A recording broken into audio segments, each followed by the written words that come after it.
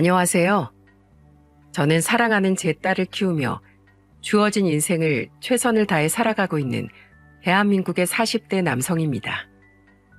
사람은 살면서 희노애락을 수도 없이 느낀다고 합니다. 저 역시도 마찬가지였어요. 이 세상에 태어나 40년이 넘어가는 인생을 살면서 제가 기억하지 못하는 순간들부터 시작해 지금까지 슬프고 화나고 기쁘고 또 행복한 모든 순간들을 다 겪어봤는데요. 그 중에서 저는 제 인생에 절대로 잊을 수 없는 기억도 가지게 되었습니다. 안타깝게도 그 기억은 너무나 끔찍한 사건인데요. 제발 잊을 수만 있다면 깨끗하게 잊고 제 딸과 함께 행복한 기억만 가지고 살아가고 싶은 게 저의 큰 바람입니다. 하지만 이미 엎질러진 물, 더는 주워 담을 수 없기에 저에게 일어났던 일들을 교훈 삼아 앞으로의 인생을 잘 살아가 보려고 해요. 그리고 이 기억을 빨리 훌을 털어버리고 새 출발을 하고 싶은 마음에 사연투브에 제 사연을 내놓게 되었는데요. 여러분들이 공감해 주시고 함께 격려를 해 주신다면 전 하루라도 빨리 이 나쁜 기억을 잊고 행복하게 살 수 있을 것 같습니다. 그러니 지금부터 제 사연을 진지하게 청취해 주시고 많은 격려를 좀 감히 부탁드릴게요. 저에게 끔찍한 기억을 안겨준 인간은 아내라는 인간이었습니다. 전혀 생각지도 못했던 사람에게 배신을 당하면서 철저하게 복수를 해준 것이 오늘의 제 사연이랍니다. 이 아내라는 사람은 20대 후반의 소개팅을 통해 만났어요. 평소 조용하고 말수가 적은 저는 활발하고 발랄한 성격의 아내가 마음에 들었습니다. 저는 가만히 있으면 우울해지는 사람인데 아내는 생각 자체가 긍정적이고 낙천적인 게 강해서 같이 있으면 즐겁고 저까지 흥이 나는 사람이었어요. 아내 그런 성격은 좋은 점이었습니다. 발랄한 성격답게 제 부모님에게도 싹싹하게 잘했기에 저는 그런 아내가 고마웠죠. 연애는 적당하게 2년 정도 하다가 서로 혼기가 되어 결혼을 했습니다. 그때 당시 나이에 맞춰 결혼한 건 아니었고 한창 결혼을 해야 하는 나이에 아내를 만나고 있었고 이 사람이라면 결혼을 해도 같이 행복하게 긍정적인 미래를 꿈꾸고 이루며 살 수 있겠다 싶어 결혼을 하게 된 거였어요. 결혼할 때 집은 저희 집에서 해주었습니다. 사실 아내와 성격은 서로 잘 맞았지만 경제적인 수준은 조금 차이가 났어요. 처가는 그리 여유로운 집안이 아니었고 아내의 직업도 그냥 일반 작은 기업의 사무직이었기 때문에 월급이 그리 많은 편이 아니었죠. 오히려 아내는 또래 친구들보다 돈을 더 못 받는 수준인지라 사람의 경제적인 능력이나 스펙으로 봤을 땐 부족한 점이 많이 보일 수밖에 없었어요. 반면에 저는 부모님도 경기도 쪽에서 김 공장을 하시면서 부유하신 편이었고 저도 대기업의 건설회사로 들어가 월급 빵빵하게 받으며 경제적으로 여유롭게 지내고 있었습니다. 그러니 그런 사회적인 배경으로 봤을 땐 제가 더 낫다고 볼 수 있었죠. 하지만 저나 저희 부모님은 그런 건 중요하지 않았습니다. 사람 자체가 중요했어요. 돈은 있으면 있는 대로, 없으면 없는 대로 살자는 게 저희 부모님의 마인드였고 저 역시도 그 마인드를 배우며 자라왔기 때문에 직업이나 경제적인 수준은 저에게 그리 걸림돌이 되지 않았죠. 그렇게 해서 결혼을 한 저희는 결혼 이후에 딸을 낳았습니다. 딸이 어찌나 예쁜지 눈에 넣어도 안 아프겠다는 말이 딱 그걸 두고 하는 말이더라고요. 그냥 방긋방긋 웃기만 해도 사랑스럽고 우는 모습은 귀여워 콕 깨물어주고 싶을 정도였습니다. 그래서 이번엔 딸 말고도 아들도 좀 낳고 싶더라고요. 아내와 저는 둘째를 계획하며 열심히 노력을 했지만 첫째는 쉽게 낳았는데 둘째는 임신조차 쉽지가 않더라고요. 몇 년을 더 노력을 하다가 안 돼서 그냥 포기하고 딸 하나로 만족하기로 했죠. 그 뒤로는 오로지 우리 딸에게만 집중을 했고 저와 아내는 맞벌이를 계속 유지하면서 결혼 생활을 하고 있었습니다. 그렇게 우리 딸이 3살이 될 때까지 잘 살고 있었어요. 근데 어느 날 아내가 저에게 진지한 이야기를 건네오더라고요. 여보, 나 있지? 요즘 회사 다니는 게 너무 힘들어. 몸이 힘든 게 아니라 마음이 정말 힘들어. 사람들은 왜 이렇게 이기적인 걸까? 내가 아무리 사무직이어도 말이야. 나도 엄연히 그 회사에서 쌓인 경력이라는 게 있고 내 나이라는 게 있는데 나를 너무 막대해. 심지어 있지 부장님 커피까지 내가 아직 타줘야 한다니까? 이게 말이 돼? 요즘 같은 시대 말이야. 거기다가 잡무는 어찌나 많은지. 나 진짜 너무 힘들어 여보. 그래서 말인데 나 혹시 일 그만두면 안 될까? 우리 어차피 지금 우리 소희 하나만 키우면서 더 나을 것도 아니고 당신 혼자 버는 걸로도 우리 세 식구 충분히 살 수 있잖아. 그래, 여보 회사 생활 힘들어하는 거야.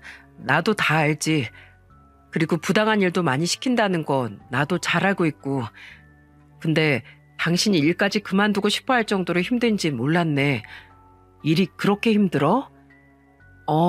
진짜 힘들어. 월급은 쥐꼬리만큼 주면서 시키는 일은 많으니까 솔직히 일하는 보람도 없고 왜 해야 하는지 이유도 모르겠더라고. 그래서 진짜 많이 고민해서 이야기하는 거야.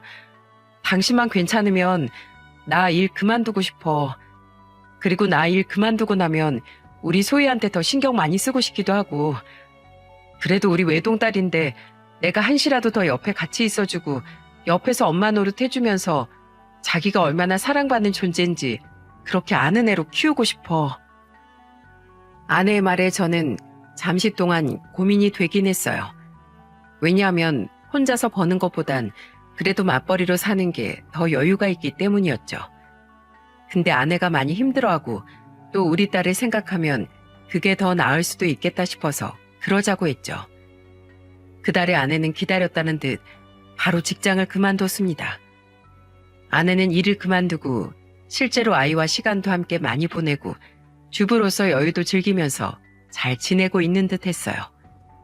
직장을 다닐 땐 늘 집에 오면 힘들어서 축 처져 있고 회사 생활 때문에 우울하다는 얘기를 달고 살았는데 일을 그만두고 나서는 얼굴에 생기가 돌 만큼 행복해 하더라고요.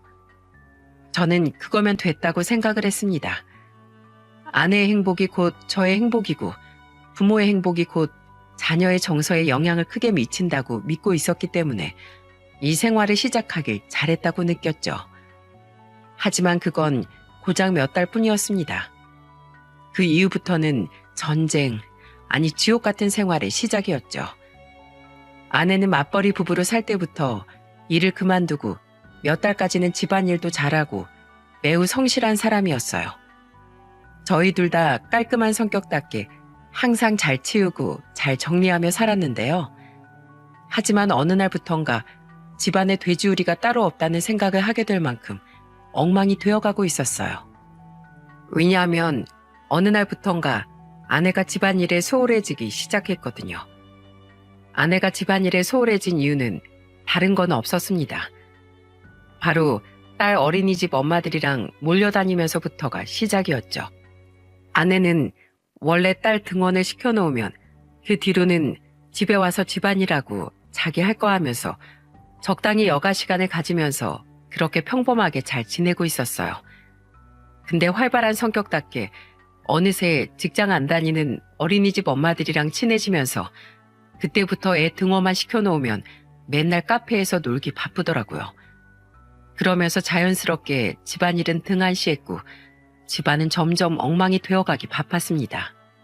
제가 일이 바쁘지 않으면 집에서 집안일도 해놓고 할 텐데 회사에서 큰 프로젝트를 맡게 되면서 주말은 물론이거니와 평일에도 밤낮 없이 바쁘게 야근을 하고 있었기에 집안일을 할 수 있는 상황이 아니었어요. 근데 그때도 아내는 밖에서 노느라 정신이 없었죠. 심지어는 제가 출근할 때 입을 옷도 없을 정도였습니다. 그래서 이건 좀 너무 심하다 싶어서 아내에게 처음으로 이야기를 꺼냈어요. 여보, 요즘 당신 스트레스 풀면서 잘 다니는 건 좋은데 집안일을 너무 소홀히 하는 것 같아. 내가 안 바쁠 땐 내가 해도 되지만 요즘은 내가 전혀 할 수 있는 상황이 아니잖아. 그럼 당신이라도 좀 해야 되는데 지금 집 상태를 좀 봐. 심지어 나 지금 입고 출근할 옷도 없어. 이건 좀 심하지 않아? 제발 당신 다른 엄마들이랑 스트레스 푸는 것도 좋지만 집도 좀 신경 써줘. 어머, 입고 갈 옷이 없어? 미안해 여보. 내가 빨래하고 드라이 맡겨놓는다는 걸 깜빡했네. 알았어.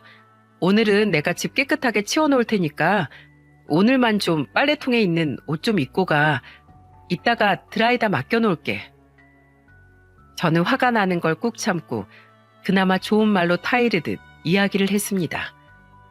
그 말에 겨우 아내는 미안하다며 이야기를 했고 결국 저는 그날 빨래통 안에 있는 잔뜩 구겨진 옷을 입고 갈 수밖에 없었어요. 그리고 그날 이후론 아내가 좀 바뀌나 싶었는데 그건 그냥 아주 일시적일 뿐이었습니다. 아내는 또다시 노느라 정신이 팔렸고 집안은 엉망이었어요. 발을 디딜 틈이 없었죠. 그러다 결국엔 큰 사달이 나고 말았습니다. 지금 생각해도 정말 속이 울렁거릴 정도로 끔찍한데요. 아주 오랜만에 주말에 출근을 안 해도 되는 날이었어요. 저는 작정하고 그날 아침 일찍부터 일어나 집안을 싹 다 치우고 있었죠. 정말 대청소도 그런 대청소가 없었습니다. 아내도 절 따라 어기적 일어나 청소를 하다가 점심때가 되어 밥을 차려준답시고 한참을 주방에 있더라고요. 집밥을 먹는 것 자체도 상당히 오랜만이라 저는 오랜만에 아내와 함께 식사하는 것을 기대하고 있었습니다. 하지만 저는 한 입 먹자마자 그대로 빈속까지 싹 다 개워내야 했어요. 왜냐하면 아내가 반찬으로 내준 것 중 하나가 완전 썩을 대로 썩어 있었거든요. 무슨 버섯볶음 같은 반찬이었는데 입안에 넣자마자 물컹거리면서 이상한 냄새가 입안에 가득 찼고 저는 그대로 화장실로 직행해서 입에 있는 건 물론이고 전날 소화되고 있는 음식들까지 전부 다 개워내야만 했죠. 그때부터 저는 진짜로 열이 받기 시작했습니다. 아무리 그래도 썩은 반찬이라뇨. 이건 진짜 해도 해도 너무한다는 생각이 들더라고요. 그래서 화장실에서 오바이트를 하자마자 냉장고 안을 들여다봤고 그 안에는 정말 총체적 난구, 아니 충격 그 자체의 모습이었어요. 냉장고 안에는 먹다 남긴 거 그대로 들어가 있는 배달 음식들부터 시작해 언제적인지도 모르겠는 반찬들과 음식 재료들이 수북히 쌓여 있었거든요. 그냥 쌓여만 있으면 다행이게요.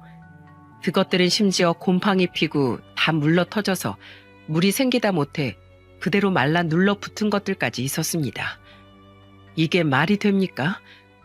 집 안에서 집안일 하는 주부가 사는 집 꼬라지가 그게 말이 되냔 말이에요. 아내는 그 정도로 집안일에 신경을 안 쓰고 살았던지라 그날 대판 싸울 수밖에 없었죠.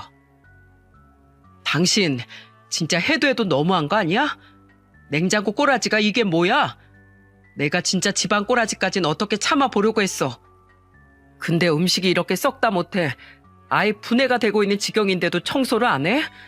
당신이 주부야? 어? 당신이 그러고도 가정주부냐고. 설마 당신 우리 애한테까지 이런 썩은 음식 먹이는 건 아니지? 그럼 당신 진짜 엄마로서 자격 박탈이야. 알어? 이럴 거면 차라리 가정주부 때려치우고 다시 회사 나가서 일해. 이따위로 할 거면 다시 일 시작하라고.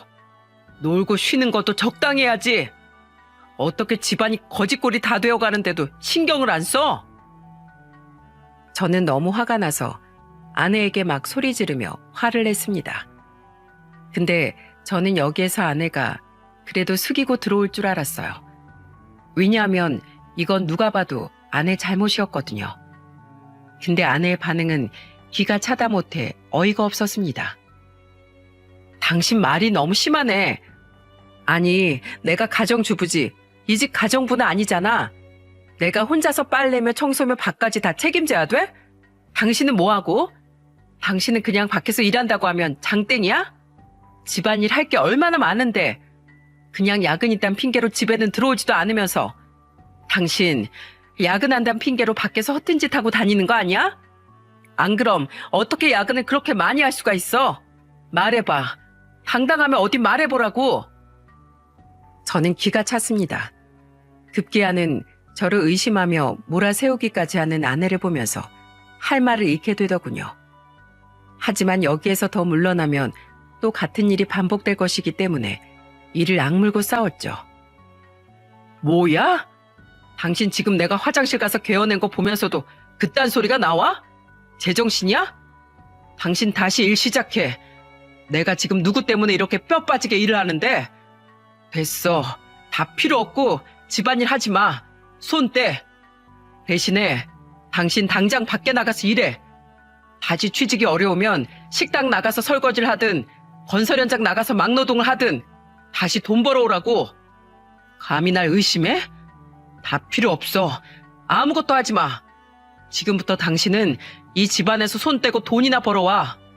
밖에 나가 고생하는 게 힘들다고 해서 집안에 들여줬더니 감히 나한테 그따위로 말을 해? 당신은 가정주부로 살 자격이 없는 여자야. 당장 일자리 알아봐. 아내는 제가 이렇게까지 반응이 나올 줄 몰랐는지 그제서야 당황을 하더라고요. 그리고 제 성품상 한 번 뱉은 말은 어떻게든 지키는 사람이라는 걸 알아서 그러는지 그제서야 숙이고 들어왔습니다. 여보, 알았어. 미안해. 내가 실수했어. 아니, 순간적으로 내가 너무 욱해서 말이야.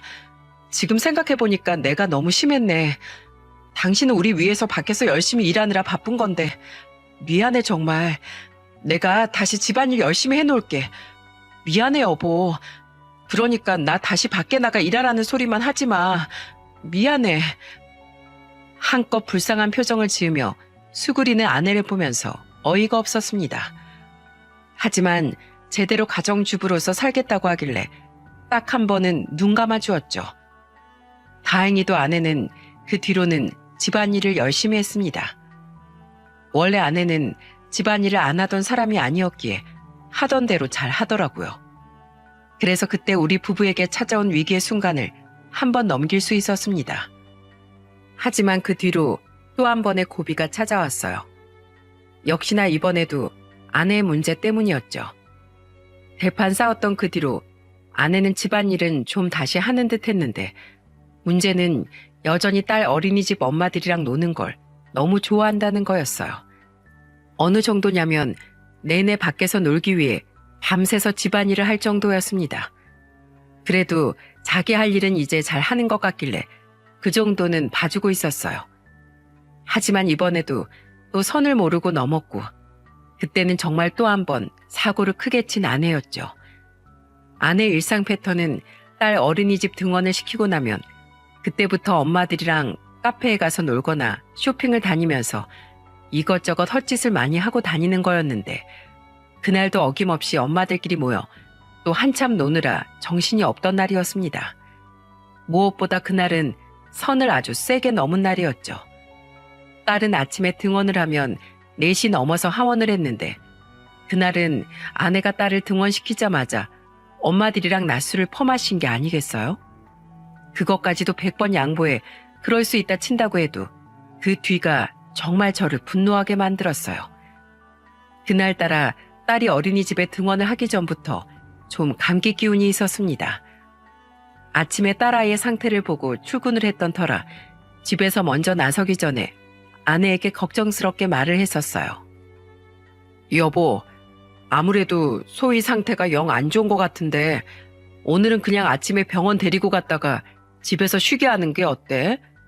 오늘 밖에 나가면 감기 더 심해질 것 같은데. 아유, 걱정 마세요. 누가 딸바보 아니랄까봐. 당신이 요즘 밖에서 일만 하느라 요즘 애들이 얼마나 튼튼한지 감이 안 잡히는 모양인데 우리 소희 엄청 튼튼해. 저 정도는 그냥 거뜬히 넘기니까 걱정 마시고 출근하세요. 알았어. 그럼 대신에 오늘은 어린이집 선생님한테 좀 신경 써서 봐달라고 전달 좀 해놔. 난 영 걱정스럽다. 아이고, 알았습니다요. 얼른 출근하세요, 딸바보 아버지. 저는 걱정스러운 마음으로 이야기를 했지만 아내는 대수롭지 않은 상황이라 이야기를 하더라고요.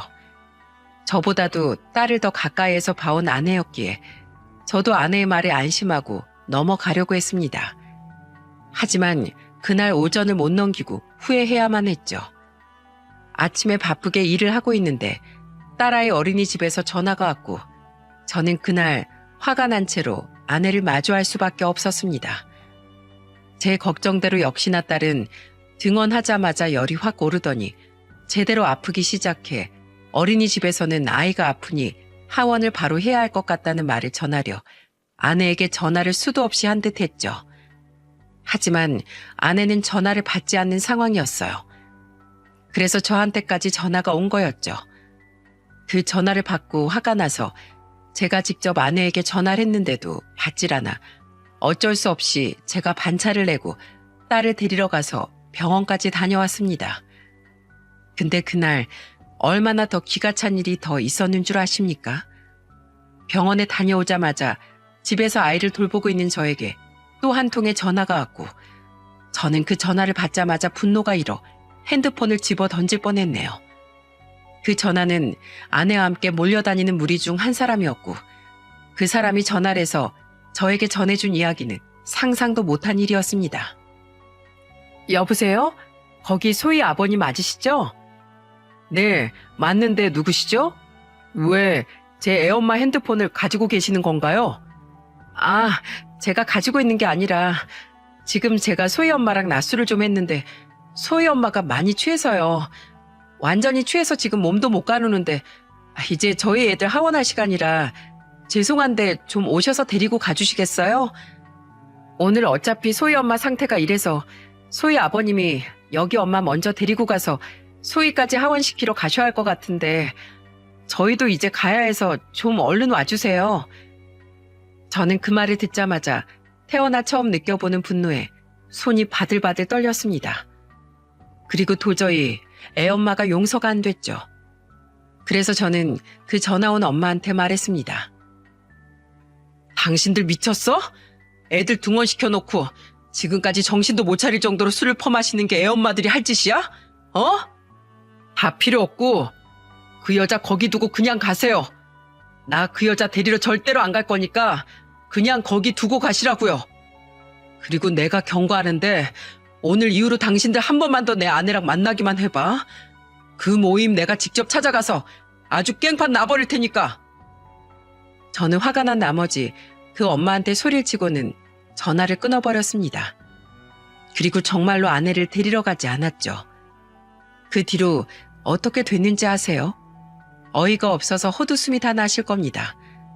아내는 한참 뒤에 저녁이 돼서야 겨우 술에 깨서는 죄인처럼 집으로 돌아왔어요.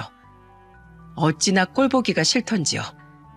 하지만 분노가 사그라들지 않았던 전 죄인처럼 고개를 수그리고 있는 아내를 향해 말했습니다. 당신 지금 이 순간부터 집 밖에 나가기만 해? 애 등원시키자마자 바로 집으로 돌아와. 안 그럼 내가 그 모임 찾아가서 제대로 깽판 쳐줄 테니까. 나 한다면 하는 놈인 거 알지? 어디 어린이집 엄마들 앞에서 개망신 당하고 싶으면 당신 또 하고 싶은 대로 해봐. 내가 제대로 보여줄 테니까. 저도 모르게 눈에서 살기가 나왔는지 아내는 그대로 쫄아서는 그때부터 몇 개월을 잠잠하게 지냈습니다. 근데 어디 개벌은 남 못 준다고 하잖아요. 또 아내의 습관은 시작되었고 그때부터는 더 기가 찼죠.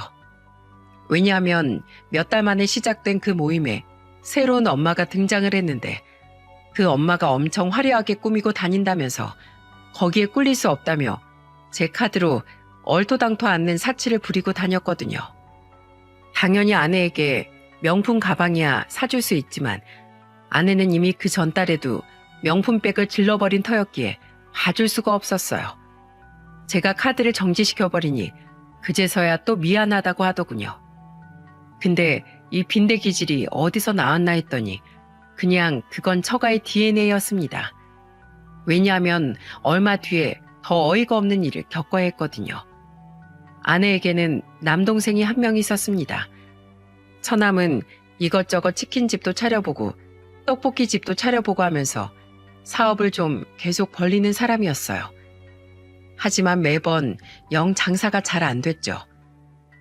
항상 가게는 차려놓는데 적자의 실패로 돌아가니까 금방 문을 닫을 수밖에 없었는데 이번에는 또 무슨 김밥 분식집을 해보겠다며 나서더라고요. 근데 그냥 본인이 알아서 차리고 망하고 그 망한 걸 해결하면 상관이 없었습니다. 하지만 당시 그동안의 장사들이 다 망해버린 처남은 빚만 쌓여있을 뿐 새로운 가게를 차릴 수 있는 돈이 없었어요. 근데 그 비용을 어디 와서 구하는지 아세요? 네, 저였어요. 매영, 제가 이번에 진짜로 괜찮은 사업 아이템을 찾았거든요. 이거 버리기 진짜 아까운 아이템인데 꼭 좀 해보고 싶어요. 그래서 말인데 저한테 투자 좀 해주세요, 매영. 저 이번엔 정말로 가게에 성공할 자신이 있습니다. 자신만만하게 말을 하는 처남은 바로 뒤에 풀이 팍 죽을 수밖에 없었어요. 왜냐하면 제가 아주 직타를 날려버렸거든요. 처남, 내가 진짜 친동생 같아서 해주는 말인데 처남은 죽었다 깨어나도 그 사업 성공 못해. 왠 줄 알아? 그동안 처남 가게 관리 어떻게 했어? 위생 상태는 꽝이고 손님들한테도 함부로 하지 않았어? 거기다가 매번 음식 맛이 다 꽝인데 누가 거길 가겠어? 가족인 나도 안 가고 싶어. 그러니까 이제 더 빚 만드는 짓 하지 말고 식당 차리려는 꿈은 접어. 그리고 새 일 알아봐. 번듯한 직장 알아보고 그냥 월급쟁이로 살아. 그래도 충분해. 저는 좀 아프다 싶을 만큼 따끔하게 말을 해줬어요. 그래야 정신을 차릴 것 같았거든요. 근데 정신을 차리긴커녕 처남의 반응은 대단했습니다. 매영, 진짜 사람이 그러는 거 아닙니다. 돈 좀 번다고 유세 떨어요? 예? 그냥 도와주기 싫으면 싫다고 말을 하면 될 것이지 왜 말을 그따위로 해요? 그렇게 살면 좋습니까? 제발 인성 똑바로 차리고 사세요. 에이, 진짜 더러워서. 처남은 급기야 제 앞에서 선 넘는 말까지 하면서 막 나왔어요. 아주 괘씸하기 짝이 없길래 저도 그냥 무시해버렸습니다. 원래 같았으면 처남 가족들을 생각해서라도 빚 먼저 좀 갚으라고 한 2천만 원 정도 도와줄 생각이었는데 그 생각이 싹 사라져서 아예 말도 안 꺼냈죠. 그 뒤로 결국 처남은 식당도 못 차렸고 처자식은 먹여 살려 했기에 남의 갈비집에 들어가 숯불 피워주는 신세로 전락해버리고 말았습니다. 한 차례 처남 때문에 또 폭풍 같은 시간을 보내고 우리 가족들은 그 이후로 조용히 평범하게 잘 지내고 있었어요.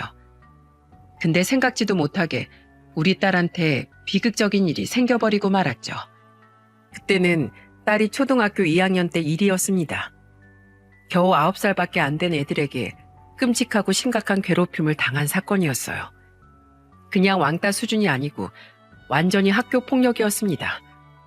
딸을 괴롭힌 아이들은 총 3명이었는데 우리 아이의 돈을 빼앗는 건 기본이었고 다른 애들을 선동해서 놀림과 따돌림을 심하게 행했었는데 딸은 그걸 우리한테 일체 말하지 않았던 거였어요. 거의 1년이나 지속되었는데도 말이죠. 왜 말을 안 했냐고 물었더니 어른들한테 이르면 더 많이 괴롭힌다고 해서 무서웠던 딸은 선생님이나 우리한테조차 다 비밀로 했던 거였습니다. 근데 손바닥으로 하늘을 가린다고 가려지던가요? 결국엔 터져야 할 것이 터지면서 모든 것이 수면 위로 드러나게 되었어요. 어느 날 딸이 집에 돌아왔을 때 너무 이상하더라고요. 얼굴은 퉁퉁 부어있고 온 옷에는 흙이 묻어 완전 더러운 상태였어요. 너무 이상해서 보니까 온 몸에는 여기저기 멍이 들어있었고 심지어 충격적이게도 일부 머리카락들은 뭉텅이로 잘려나간 부분도 있는 게 아니겠어요? 딸은 학원을 갔다가 저보다 항상 늦게 들어왔기 때문에 미리 퇴근해서 집에 와 있던 저는 딸의 모습을 보고 깜짝 놀랄 수밖에 없었습니다. 소희야, 너 왜 이래? 너 꼴이 왜 이래? 이거 넘어져서 이런 것 같지 않은데 너 밖에서 무슨 일 있었어? 얼른 엄마 아빠한테 말해봐. 저와 아내는 깜짝 놀라서 딸에게 말을 했고 그제서야 딸이 엉엉 울면서 학교 폭력 당한 것에 대해 이야기를 해왔습니다. 우리는 참을 수 없어서 학교에 이야기를 했고 다행히 딸을 괴롭힌 아이들은 학폭위가 열리면서 따끔하게 혼이 났지만 우리 아이는 상처가 깊어서 결국 초등학교 휴학을 하게 되었어요.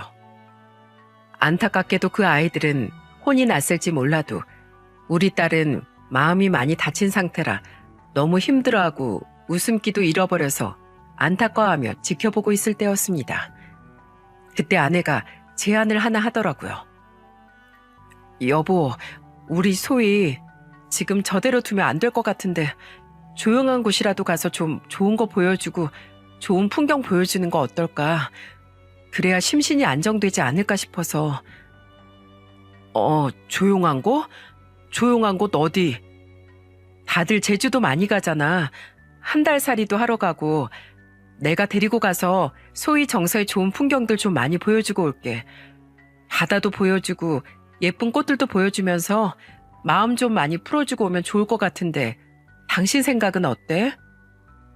아내의 말을 들으면서 저는 고민이 되었지만 딸을 위해 보내주기로 했습니다. 그렇게 그 뒤로 아내와 딸은 제주도로 떠났고 그곳에서 약 한 달 정도 있었어요. 한 달 동안 있으면서 우리는 꾸준히 연락을 했는데요. 저도 너무 가고 싶었지만 일을 계속해야 했기에 갈 수 없는 상황인지라 전화로만 소식을 알아야 했죠. 근데 제주도에 가서 이상한 게 하나 있었습니다. 딸이 잘 지내고 있는지 전화만 하면 딸이 우물쭈물 무언가 말을 하려다가 안 하더라고요. 아빠, 있잖아. 저기 있잖아. 소희야, 말해봐. 뭐 말하고 싶은 거 있어? 아니야. 보고 싶어요. 빨리 아빠 보고 싶어요. 딸은 늘 이런 식으로 말을 얼버무렸습니다. 그리고 항상 애엄마랑 같이 있을 때만 통화를 했어요. 제가 먼저 전화를 하면 항상 안 받고 꼭 그쪽에서 전화가 와야지만 연결이 되었죠. 그리고 결정적인 건 아이가 점점 좋아지긴커녕 말수가 적어지고 얼굴빛이 안 좋아지는 게 아니겠어요? 한 번은 좀 이상하다 싶어 딸에게 물어봤어요. 소희야, 제주도 어때? 재밌어? 우리 딸 거기 있어서 재밌는 거 맞지? 저는 궁금한 마음에 물어봤고 소희는 바로 저에게 대답을 하려고 했습니다. 하지만 이내 또 막히고 말았어요. 아빠, 나 제주도에 어머 여보, 지금 시간 너무 늦었다. 내일 우리 아침 일찍부터 일어나서 스노클링 하러 가기로 했거든. 제주도 바닷속 보고 싶다고 그렇게 노래 불러대서 내일 그거 하러 가야 돼. 내일 일정 때문에 오늘은 좀 일찍 자야겠다. 지금 얘 피곤해서 얼굴이 이렇게 안 좋네. 아까까지만 해도 신나게 놀더니만 이제야 좀 졸린가 보네. 하여튼 못 말린다니까. 여보도 피곤하겠다. 얼른 여보도 자. 저는 딸과 어떻게든 대화를 시도하고 싶었지만 아내가 중간에서 버티고 있어서 말을 할 수 없었습니다. 저는 답답한 마음에 중간에라도 제주도로 가고 싶었지만 도저히 회사를 빠질 수가 없는 상황이라 갈 수도 없었죠. 그렇게 한 달 뒤에 보고 싶던 딸과 아내가 돌아왔는데 어찌된 영문인지 딸 상태가 이상해졌더라고요. 딸은 전에 없던 짜증이 생겨나면서 점점 더 심해졌고 심지어 거의 실어증처럼 말을 안 하기 시작했습니다. 한참 말을 안 하다가 어쩌다 말하는 게 다 짜증이었고 먹는 것마다 개어내기 바빴어요. 정말이지 처음 보는 우리 딸의 모습이라고 할 수 있을 만큼 엄청나게 예민해져서 돌아온 게 아니겠어요? 무엇보다도 이상한 건 자기 엄마를 진절머리 나게 싫어했습니다. 아내가 밥을 가지고 가거나 옷을 챙겨서 입혀주려고 하면 거의 경기를 일으키면서 싫어했어요. 싫어. 엄마 가. 엄만 가버려. 아빠가 와. 아빠가 해줘. 엄마 싫어. 엄마 무서워. 아내는 매번 당황했고 저 역시 딸이 왜 이러는지 이유를 몰라 막막하고 답답했습니다. 그래서 아내가 없을 때 꾸준히 아이에게 물어봤어요. 하지만 딸은 무슨 영문인지 입을 꾹 다물고 말을 안 하더라고요. 그래서 한 번은 진짜로 진지하게 나를 잡고 물었죠. 소희야, 왜 그래? 너 요즘 엄마한테 왜 그렇게 예민하게 구는 거야? 이 아빠한테 다 말해봐. 괜찮아. 아빠가 다 해결해 줄 수 있어. 너 친구들이 괴롭혔을 때도 무슨 일 일어날까봐 엄마 아빠한테 말도 못했잖아. 근데 솔직하게 다 말하니까 어떻게 됐어? 이제 그 친구들 안 볼 수 있게 됐지? 그것처럼 아빠가 다 해결해 줄 거야. 그러니까 얼른 말해봐. 괜찮아. 아빠만 알고 있을게. 저는 진심을 다해 딸을 타일러가며 물었습니다. 그리고 드디어 용기를 냈는지 딸은 왜 그렇게 엄마만 보면 경기를 일으키는지 쪽지에 그 이유를 적어주었고 저는 그 쪽지를 보자마자 충격을 받아야 했습니다. 그 쪽지 안에는 이렇게 써져 있었어요. 아빠, 제주도에서 엄마가 어떤 삼촌이랑 손잡았어. 내가 그거 봤는데 엄마가 아빠한테 말하면 날 쫓아낸다고 했어. 다시는 엄마 아빠랑 같이 못 살 거라고 했어. 엄마 무서워. 엄마 싫어. 저는 이 쪽지를 보자마자 머리를 한 대 얻어맞은 것처럼 충격을 받을 수밖에 없었어요. 알고 보니 아내가 바람을 피고 있던 거였습니다. 그 상간남은 다름 아닌 아내가 저와 결혼하기 전에 만났다가 결혼까지 약속했었지만 파혼을 했던 사람이었죠. 그 남자 집안에서 자기 아들이 변호사인데 아내 직업이 마음에 안 들어 파혼 선언을 하고 그대로 헤어질 수밖에 없었던 과거의 사람이었어요. 아내와 헤어지고 그 이후에 남자는 다른 여자와 결혼을 하고 7년 만에 이혼을 했고 각자 결혼을 하면서 그동안 연락을 안 하다가 남자가 먼저 이혼을 하고 난 뒤에 아내 SNS를 찾아 연락을 했고 그때부터 시작해서 둘이 연락을 해서 다시 만나게 된 상황들이었죠. 그리고 아내는 딸을 핑계대며 그 상간남이 제주도에서 변호사 생활을 하고 있어서 그 사람을 만나려고 일부러 딸을 위해 여행 가는 척 그 남자를 만나러 갔던 거였죠. 처음에 제주도 살이했을 때 심지어 아내는 딸한테 그 남자를 친한 삼촌이라고 소개까지 했던 모양이더라고요. 근데 딸은 아내와 그 남자가 둘이 몰래 손잡고 팔짱 끼는 모습을 보게 되었고 그 모습을 딸이 보고 충격받아 제주도에 있을 때부터 나한테 말하고 싶어 했지만 아내가 계속 입막음을 하고 딸에게 협박을 하고 있어서 말을 할 수가 없었던 거였습니다.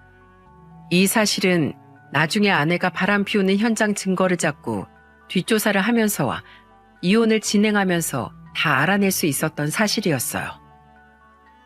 하지만 이 사실을 다 알기 전 저는 당시 아내가 바람을 피우고 있다는 사실만 인지를 한 상태였기 때문에 어떻게 증거를 잡아 이 여자에게 제대로 복수를 할 수 있을까 고민만 하고 있을 때였죠.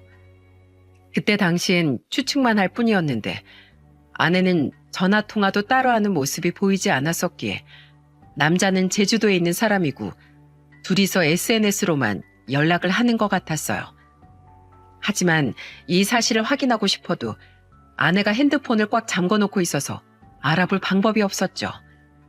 근데 진짜 웃기게도 아내가 스스로 알아서 복수의 길을 내주더라고요.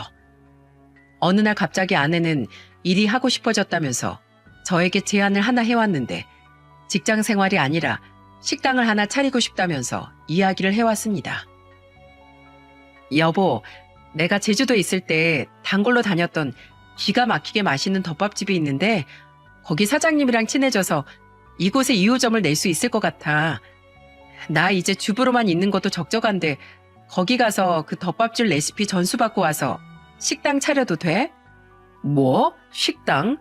좀 갑작스럽긴 한데 뭐 당신 일 쉰지 오래됐고 다시 일하면 나도 경제적으로 여유가 생겨서 좋은 거니까 그럼 어디 한번 해봐. 소희는 두고 다녀와. 이참에 제대로 배워야지. 정말? 고마워 여보. 진짜 당신이 최고다. 우리 남편 최고. 저는 옳았구나 싶어서 그렇게 하라고 이야기를 했고 거기에 깜빡 속아 넘어간 아내는 온갖 가식을 떨어대며 고맙다고 하더군요. 그 뒤로 아주 기다렸다는 듯 제주도로 떠난 아내를 저는 곧바로 흥신소 사람을 시켜 뒷조사를 시작했습니다. 거의 일거수일투족을 보도록 했는데 역시나 아내는 가게 가서 비법 배운다는 말은 다 거짓말이었습니다. 가서 아주 눈에 뵈는 거 없이 신나게 바람을 피우고 있더군요. 저한테는 무척이나 고마운 상황이었고 저는 그 장면들을 전부 다 증거로 잡을 수 있었어요. 아내의 증거를 다 잡아낸 전 복수의 날만 기다리고 있는데 거의 한 달을 채우고 아내는 서울에 오자마자 또 뻔뻔한 소리를 해댔어요. 그리고 그 뻔뻔한 면상 앞에서 저는 아주 통쾌하게 한 방을 먹여주었습니다. 여보, 내가 한 달 동안 그 가게에서 비법을 좀 배워봤는데 음식 장사 아무나 하는 거 아니더라. 나 너무 힘들고 그 맛을 내는 것도 어려워서 그냥 포기하려고. 근데 그거 말고 내가 거기에서 꽃꽂이도 좀 관심 있게 봤거든? 거기에 진짜 세련되고 예쁘게 꽃 만지는 사장님이 한 분 계시더라고. 나 이번엔 거기에서 좀 배울까 싶어. 아, 그래? 당신 근데 혹시 음식을 배웠다는 사람이 혹시 이 사람이야? 저는 이렇게 말을 하면서 폭탄을 던졌습니다. 그건 바로 아내가 바람피는 현장의 사진들이었죠. 이걸 보고 깜짝 놀란 아내는 벌벌 떨면서 당황해 하더라고요. 여보, 이게 다 뭐야? 뭐긴 뭐야? 나보다 여보가 더 잘할 거 아니야? 이거 네 남자친구잖아. 이 뻔뻔한 여자야. 감히 우리 소일 이용해서 바람을 피워? 그것도 모자라서 내 딸을 협박했지 당신. 당신 내 뒷조사했어? 어? 뒷조사한 거냐고. 어이가 없다 진짜. 보면 볼수록 별종이었네 이 여자. 지금 그게 중요해? 당신 날 두고 배신한 대가, 그리고 내 딸에게 함부로 상처 준 대가 아주 톡톡히 치르게 될 거야. 두고 봐. 저는 모든 걸 다 터뜨리고 아내에게 본때를 보여주겠다며 말을 했습니다. 근데 처음엔 당황하며 얼버무리던 아내가 그 변호사와 생각보다 더 잘 되고 있었는지 바로 태세 전환을 하더라고요. 그래 뭐 당신이 어쩔 건데? 나 어차피 당신이랑 이혼할 생각이었어. 그 남자가 나라면 죽고 못 살거든. 당신처럼 쪼잔하고 재미없는 인간이랑은 나도 더 살 생각 없어. 이혼해. 저는 이 말을 듣고 어이가 없었지만 어차피 이 여자와 같이 살 생각이 없었던 터라 이혼을 결정하고 그 과정에서 위자료를 아내와 변호사 쪽에 다 청구를 했습니다. 모든 유책은 아내에게 있었기 때문에 저는 제가 원하는 대로 이혼을 성공적으로 할 수 있었어요. 아이도 제가 데리고 올 수 있었죠. 이혼 이후에 저는 배신당한 아픔이 크긴 했지만 사랑하는 우리 아이가 있어서 고맙고 행복했습니다. 근데 우리를 철저하게 배신하고 떠나간 아내는 하늘에게 버림을 받고 그 인생이 완전히 나락으로 떨어지고 말았어요. 아내는 저와 이혼하고 나서 그 남자와 다시 결혼을 준비하려는 듯 했습니다. 이혼을 하게 된 법원 앞에서도 아내는 기세가 등등해서는 이렇게 말을 했었거든요. 이봐, 당신 앞으로 그렇게 재미없게 살지 마. 난 앞으로 변호사 사모님 돼서 더 떵떵거리면서 재밌게 살 건데 당신 배 좀 아프겠다. 이제와 나 붙잡고 싶어도 소용없어. 그러니까 있을 때 잘했어야지. 어디 잘 먹고 잘 살아라. 아내는 그렇게 무식하게 이야기를 하며 뒤돌아갔습니다. 참 웃기게도 당시 아내 생각엔 그 남자가 이혼남이라서 이번엔 그쪽 집안에서 자기를 받아줄 거라고 생각했던 모양이더라고요. 하지만 얼마 못 가 그 당당했던 기세는 어디 가고 눈물 콧물 질질 흘리며 저에게 매달리는 꼴이 되었지 뭐예요. 저랑 이혼하고 나서 그 남자 집안에 새로 인사를 간 모양이었던 아내는 그대로 완전히 찬밥 신세로 그냥 박대당하고 나가 떨어질 수밖에 없었던 것 같았습니다. 그쪽의 새로운 시모한테 자기 아들 또 꼬셔냈다며 뺨 맞고 머리 뜯기고 쫓겨난 것 같더군요. 그 뒤로는 또다시 그 남자한테도 버림을 받고서 지금은 철저하게 혼자가 되어버린 듯 했습니다. 이 사실을 다 어떻게 알았냐고요? 저를 비꼬면서 잘하라며 잘난 체 하던 아내가 다시 저한테 와서 매달리며 말했거든요. 여보, 내가 생각이 짧았어. 어쩌면 내가 그렇게 경솔하게 행동했을까? 나 이번에야말로 진짜로 깨달았어. 나한텐 당신밖에 없어. 당신 없으면 난 죽은 목숨이나 다름없어. 여보, 정말로 내가 미안해. 잘못했어. 나 그 집에서 진짜 완전히 내동댕이 쳐진 거 있지? 그러면서 깨달았어. 나한텐 당신밖에 없구나. 나 너무 힘들어, 여보. 내가 너무 어리석었어. 내가 미련했다고. 나 우리 소희도 너무 보고 싶어. 나 진짜 미칠 것 같아.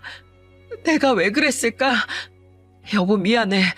나 진짜 다시는 당신 배신 안 할게. 그러니까 제발 나 좀 다시 받아줘. 아내는 그제야 우리 딸을 찾고 나한테 미안하다고 했습니다. 근데 받아줄 제가 아니었어요.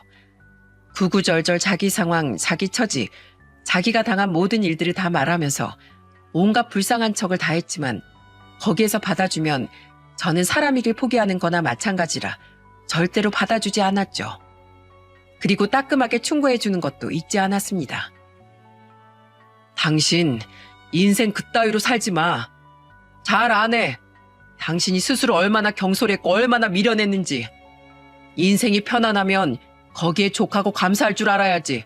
어디서 감히 허튼 짓 할 생각을 해? 당신은 처음부터 인성이 글러먹었기 때문에 그 짓도 한 거야. 오히려 난 이제라도 쓰레기 처리한 것 같아서 속이 다 시원할 지경이라고. 앞으로 다신 연락하지도 말고 내 딸한테 찾아오지도 마. 그리고 양육비 똑바로 보내. 안 보내기만 해봐. 그럼 무슨 짓이든 다 해서 그거 뱉어내게 만들 테니까. 제가 아주 따끔하게 이야기를 하니 그제서야 아내는 저에게서 살기를 느끼고 포기를 했습니다. 지금은 아내는 친정에 들어가 살면서 직장도 못 구해 마트 직원으로 캐셔하면서 사는 듯 하더라고요. 양육비를 저에게 줘야 하기 때문에 그것 때문에 울며 겨자 먹기로 억지로 캐셔 일을 하는 중인 듯 했죠. 이것도 알고 싶지도 않았는데 아내가 처음 양육비를 보내는 날 온갖 불쌍한 척을 또 다 하느라고 주저리 문자를 보내놔서 알게 되었습니다. 근데 전 그냥 읽고 씹어버렸어요. 그 뒤로 저는 오직 저희 딸에게만 집중을 하고 있습니다. 딸의 마음의 병을 고쳐주기 위해 큰맘 먹고 부모님이 계시는 경기도 안쪽으로 이사를 갔죠. 그곳에서 제 딸아이는 초등학교 중에서 전교생이 100명도 안 되는 학교에 다니고 있는 중이에요. 더불어서 심리치료도 같이 병행을 하면서 딸의 마음의 병이 낫기를 애쓰고 있죠. 다행히도 딸은 엄마 떨어지자마자 마음의 안정을 찾았는지 다시 예전의 모습으로 잘 회복이 되고 있는 중이랍니다. 거기다가 저희 부모님이 지극정성으로 손녀를 돌봐주시기에 아이는 더 빠르게 안정을 취해가고 있는 중입니다. 요즘엔 초등학교에서 사귄 친구들이랑 집에도 놀러오고 또 동네 놀이터에서 한참 뛰어놀기도 해서 얼마나 보기 좋은지 몰라요. 그렇게 점점 회복이 되는 아이를 보며 저는 그래, 이거면 됐다라는 생각을 많이 하면서 지내고 있습니다. 다만 제 직장이 서울인지라 출퇴근이 힘들긴 하지만 우리 딸이 행복해하니 그걸로 다 돼서 오히려 전보다 더 열심히 잘 살게 되는 것 같아요. 여러분, 익숙함에 속아 소중함을 잃지 말자는 말이 있죠? 제 아내는 어리석게도 익숙함에 속은 나머지 자신에게 가장 소중했던 남편인 저와 딸을 잃게 되었습니다. 참으로 비통한 일이죠. 그래서 저는 제 아내의 모습을 보면서 이 교훈을 깊이 느끼게 되어서 하루하루 저의 평범한 나날들을 더욱 소중히 여기는 습관을 가지려고 하고 있어요. 모든 것이 다 감사고 모든 것이 다 행복한 순간들이기 때문에 또 이 순간들을 만끽하며 지내려고도 합니다. 여러분도 저의 사연을 통해 지금 주변에 있는 그 소중함들을 오랫동안 간직하고 지키셔서 익숙한 것이 가장 가까운 행복이라는 걸 늘 누리며 사셨으면 좋겠어요. 저의 사연 들어주셔서 감사드리고 앞으로 저의 딸과 제 인생을 응원해 주시기를 바라겠습니다. 저도 여러분들의 행복을 날마다 응원할게요. 감사합니다.